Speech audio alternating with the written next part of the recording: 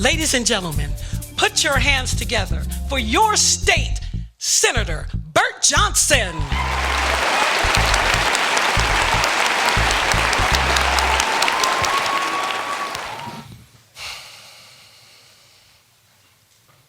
I remember the first time I walked into Montessori.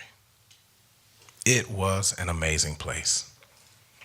I was greeted by this little lady. She couldn't have been but 5 feet tall. She had an afro, big afro, much bigger than her body. She had a ivory-like complexion. She was this strong black woman.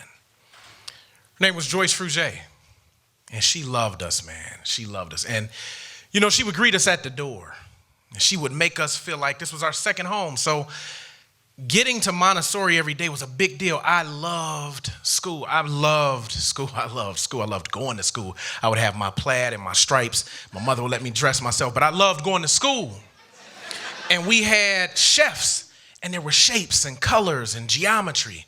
And I was 2.5, and I was potty trained, but I knew 2 languages by the time I was 3. And Montessori was the bomb at Mercy. My dad was in college at Mercy, so I had an opportunity to walk in and out of the classes that he was a part of. And those teachers, those professors became my friends.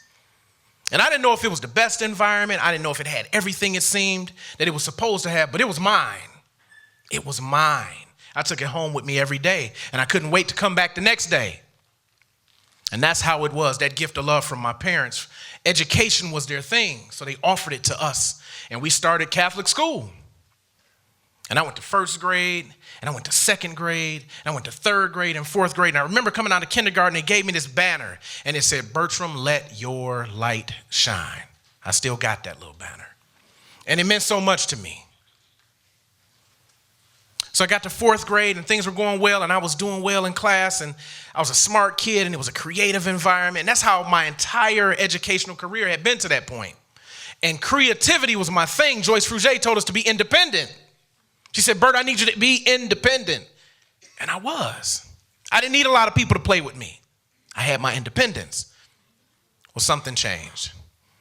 I got to be 10 years old, almost got kidnapped for the first time. I beat that guy.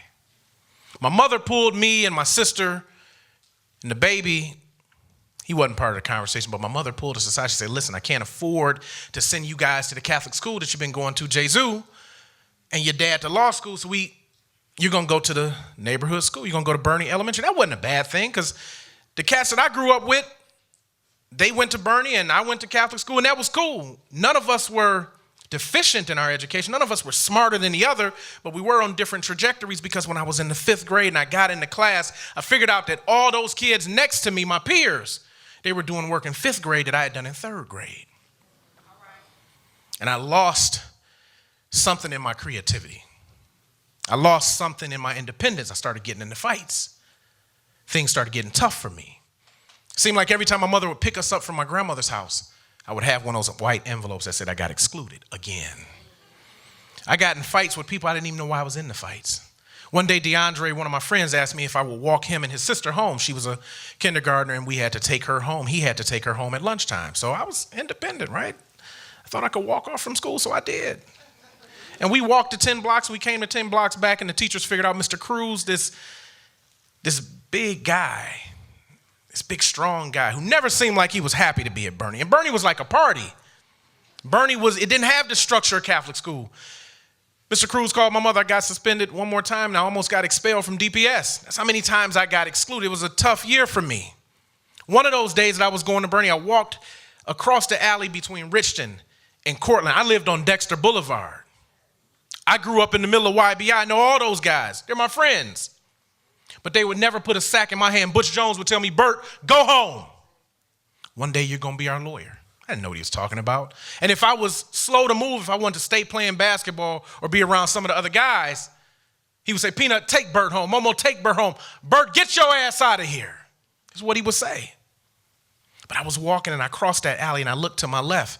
And in the alley, there was a guy. I knew him. He knew me. He had the back of a hammer. He was slamming it in the top of a guy's head, and he dragged him to the ground. It was the first time I saw a murder. Wouldn't be the last. He saw me, I saw him, he saw me see him. Dexter doesn't keep any secrets. Dexter doesn't hide from anybody. Dexter's out in the open. I know him today. He didn't trust me not to tell. It was just a thing. You don't talk about it. It's how it was. So my dad came home at the break and he found out me and Brandy weren't in Jesu Elementary. He hit the roof. Oh, he went off. He couldn't believe it. And I heard this fight, and my mother figured out a way to put us back in. So by 6th grade, when I went back, I missed 5th grade. You know how there's that year that you got to get that pivotal teacher, the one who everybody is sort of honed and made and molded by? Well, I missed her. I missed Miss Budzinski. I missed some of those teachers. And when I got back to 6th grade, it was hard to catch up.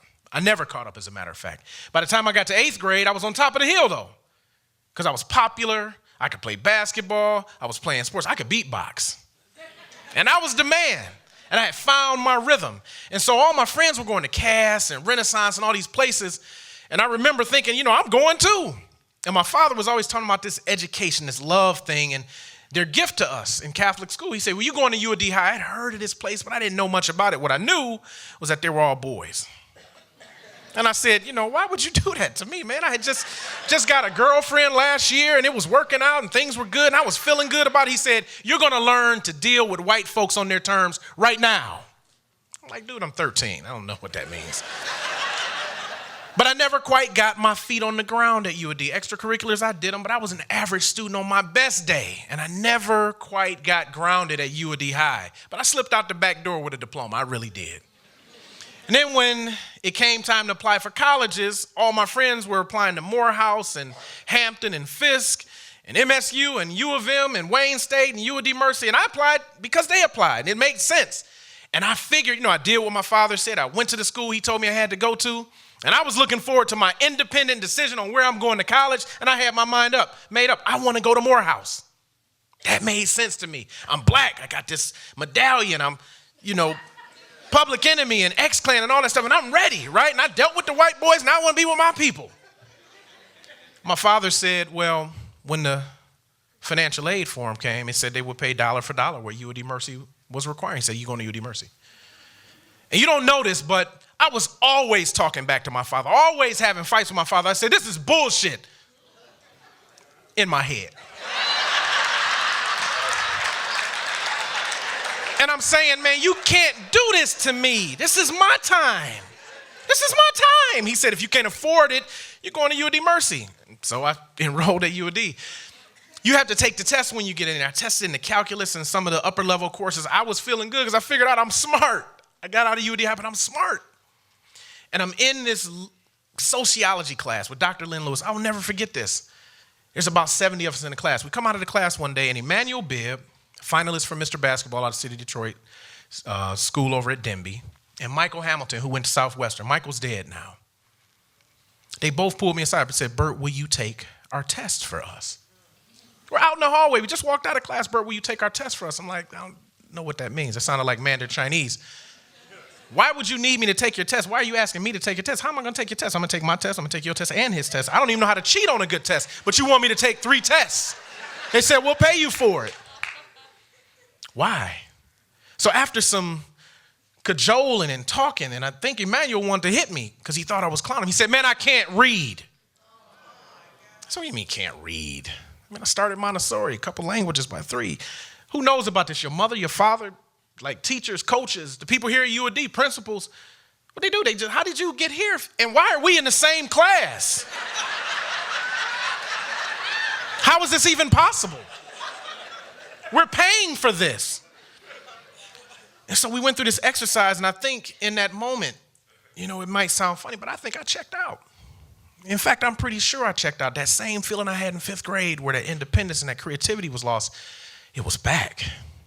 And it felt like a scam to me. I said, they're bullshitting us, man. We're paying for this. We're in the same class. You can't read.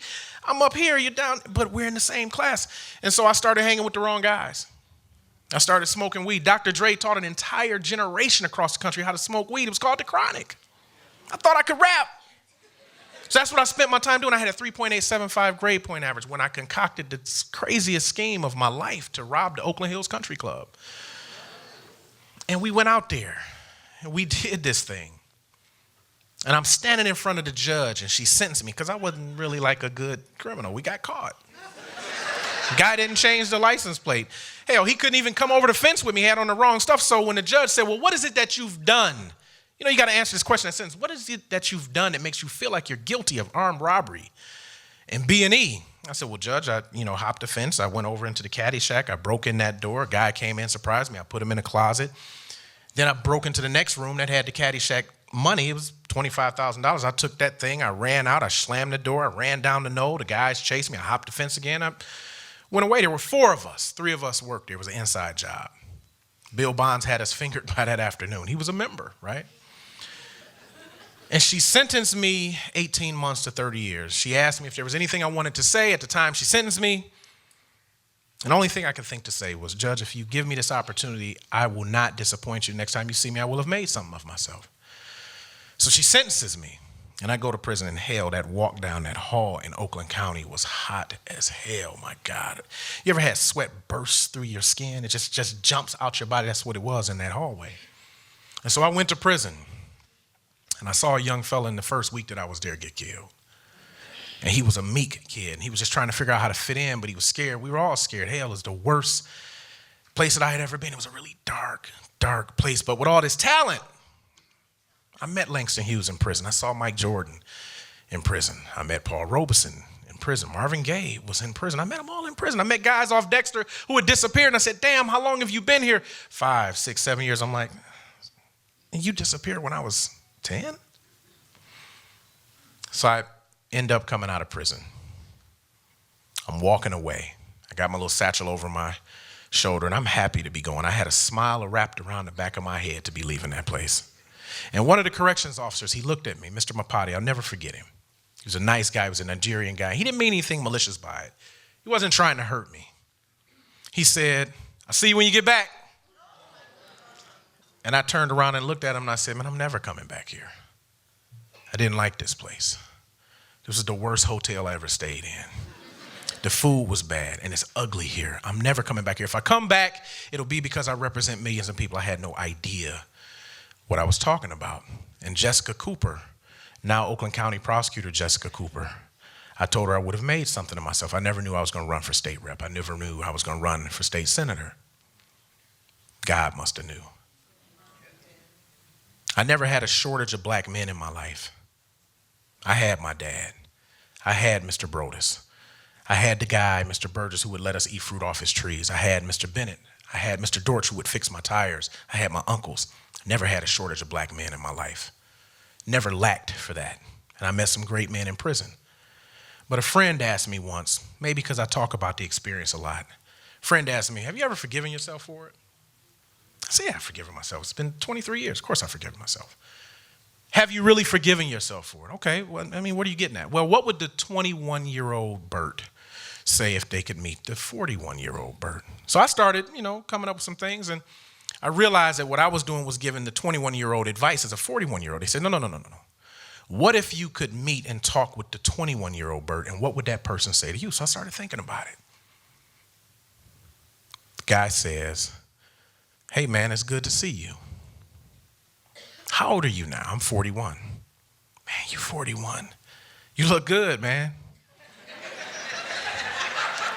But, we made it. The last time we were together, it was really dark for us. I didn't know if we were going to make it. And he says, do we have kids? Yeah, we got kids. Man, we got kids. You're a father? What do you do? I'm a senator. Shit, you're a senator. Who knew? Man, you were in prison. How'd you become a... Forget it, man. Look, here's the thing. I'm really proud of you, man. And I love you. And I love you.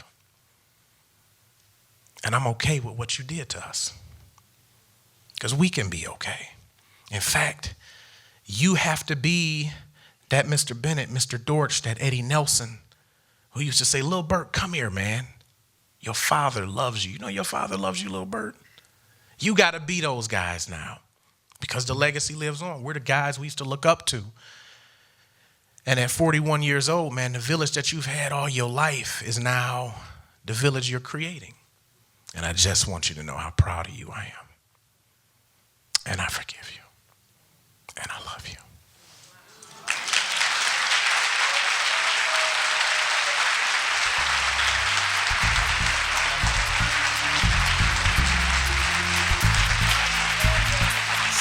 Bert Johnson. All the way there and back. Yes.